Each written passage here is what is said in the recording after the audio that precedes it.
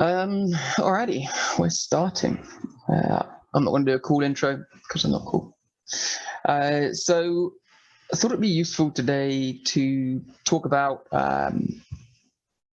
how me and Lindsay, the wife, have kind of shuffled along the old reselling business to the point where we're considering, when she finishes up with turning into a doctor, whether she doesn't do that and whether she goes full-time into reselling. The reason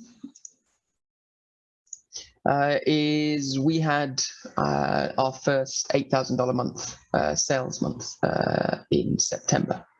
And in just about a year, we went from $100 a month to $8,000. This all started with,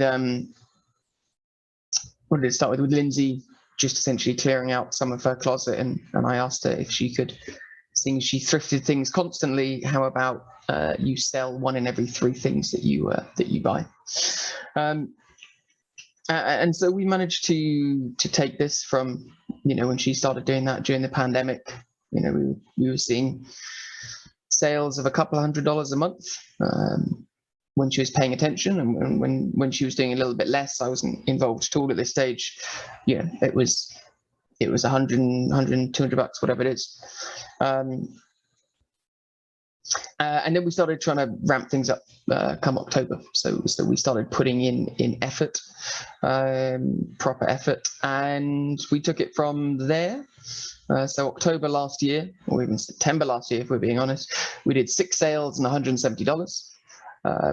This September, I don't have all the data quite yet, but we did 146 sales, 7,838, although that's over 8,000 when I get those numbers, and about $6,000 in profit. So I thought I'd talk about what we've learned along the way. The goal for this channel, and I guess our business, is follow along on as we learn about this stuff, what might be useful to share, how we can help others, as there's lots of content out that's helped us. So just trying to give back a little bit. So what I've done today is put together a PowerPoint. Yes, you heard me. Can you tell I work in tech when I'm not doing this and talk for a living? Probably not. So I put together a PowerPoint to look at actually how we got to where we are, and what we're kind of thinking about going forward. One big thing here is, we are still learning all of this stuff. One of the things that we find, and I'm sure you find as well, is the more you know, the less you know. That is, you start out, you feel like you got grips with it, and then you start going down all these rabbit holes of all these different things that you can do. But I've just tried to put something together that breaks down our learning and the way we try and do things. And the first thing is 4 pillars of what I call keys to our moderate success in this space, and they are time, money, knowledge, and effort. I'm going to go into each of them, but really the first thing that should go stated is without the effort, you may as well cancel on the video, because if you're not willing to put in any effort, then you don't really want to grow your business or your revenue or whatever it is. So I'll save you however long this is going to be, and I'd say bounce now. The more effort you put in, it seems obvious, but the more effort that goes in, the more that comes out. I think there's a point of diminishing returns where you need to work smart as well as hard, but working hard will get you a long way towards that. The other 3 pillars are time. So how much time do you have to spend on this? That is going to be one of your bargaining chips, one of the things that you're going to be able to control or not. Money, how much money do you have to spend? Do you have no dollars in a bank account and you need to start out selling your clothes that you've got in your closet? Or do you have $500 to start buying some inventory and get the ball rolling? Either way you can make it work, but where are you there? And then knowledge. So how much do you know, but more importantly, how much are you willing to learn and continue to develop? because this, I think, will ultimately unlock a lot of the other elements for you. So what I thought would be helpful is through talking about our experience, talking about the 3-4 stages, I guess, that we're up to right now. I think, a lot of people who resell may relate to these different stages. And, really, this is kind of aimed at helping people who are potentially newer to this and aren't doing it as a full-time job. Some things to think about depending on where your reselling is at.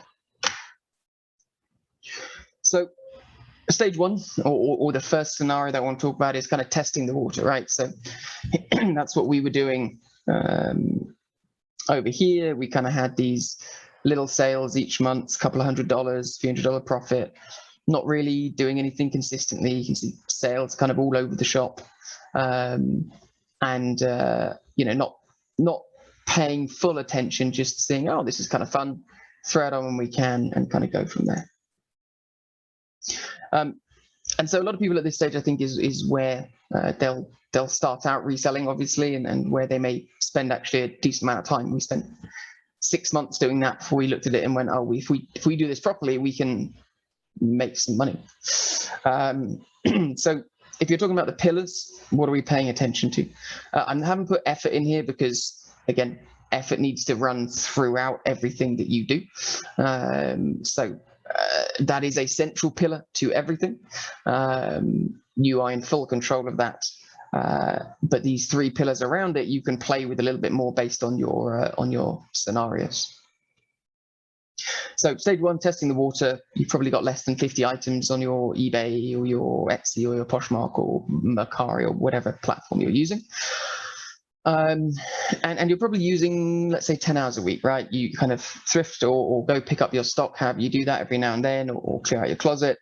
You take a few photos, you do a few listings, but it's very much just when you have a moment. Money, I'd say most people here, you might have decided to invest cash into your business early on, or your journey early on. But we were starting from the finance side of it. We didn't put any money in from our own personal money. We just started selling the clothes that she was buying. So you kind of maybe got under $100, right? So you haven't really got any working capital, and you need to somehow generate that. And knowledge, right? You may know about the thing that you want to sell because you probably buy it and you like it.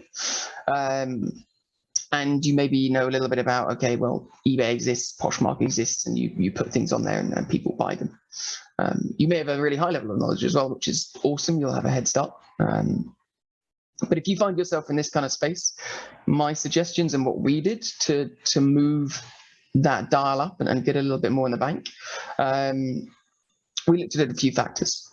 So first thing was list. And that's getting familiar with the selling platforms and just start listing. If you can do it consistently, that is going to be ideal. 1 item a day. I try and do daily things. If you're going to do a couple a week, then that's also fine because you're working, you're doing other things. That's all great. But 1 is just getting items on and listed. Because if you don't have items on, you're not going to make any money.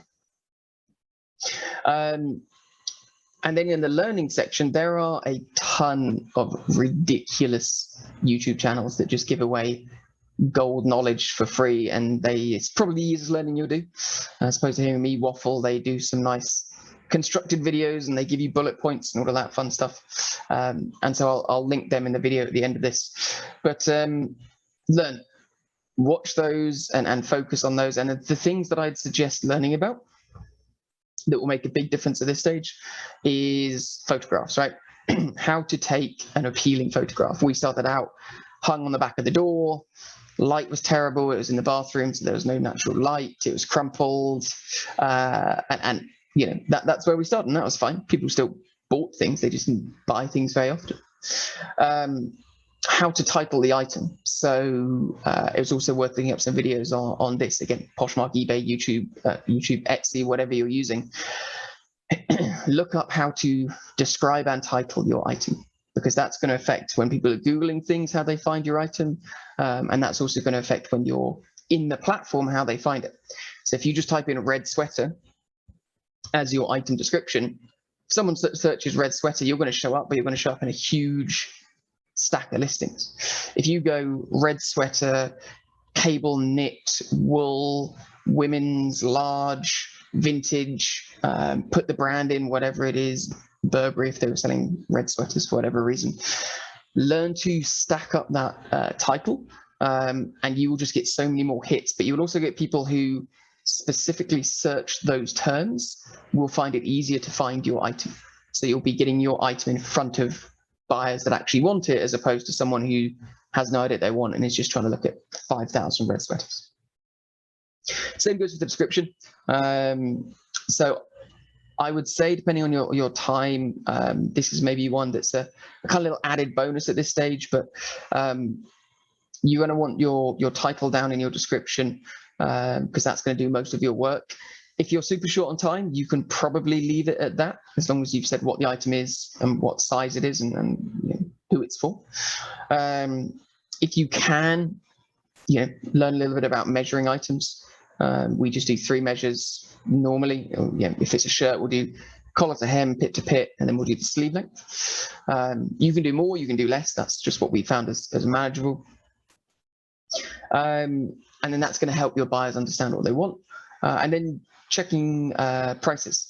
So one thing I think we found when we started was some things would go really quickly and some things wouldn't move at all. And to be honest, we still find that now. But actually checking comps on items is huge. Because unless you've got a one of a kind, and it's a one of a kind that people want, you need to understand where your item sits in the market. In early days, if you want to gain momentum and get some cash, you're probably going to have to undercut the market. So taking the example of Poshmark, on Poshmark, you could go and you could search for your item, right? Describe it, you know, red sweater, Burberry, extra large women, and maybe 3 show up. And you can do this in eBay as well. What you're going to want to do is switch in Poshmark the availability to sold, or not available. I think it's sold, and in eBay you can also filter to show sold items as well. And then you're going to want to look at those sales, and that's going to tell you what the market is currently paying. If you've got eBay and you're sorting in date order, what they're currently paying for that item. So we could look at that and we would see some sold at 50, some sold at 65, some sold at 70, another one sold at 60, whatever it may be. And if we wanted to get it out the door quick and just get the cash back, we would put it on low end of that market. And early days, this may be a good option for you as well. So if the market's selling them, whatever it is, at $50, price it at 40, 45. And if it's this good description and the same item and all that stuff, yours will sell because it is the cheaper one out there when people are sorting by price and all of that kind of stuff. So I'd say that obviously that was meant to be quick, but big ones there, again, photographs, descriptions and title, and then checking what your item is worth.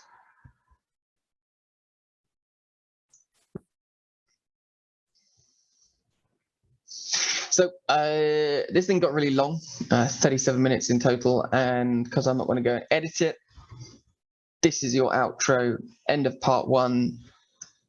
Watch again for part 2.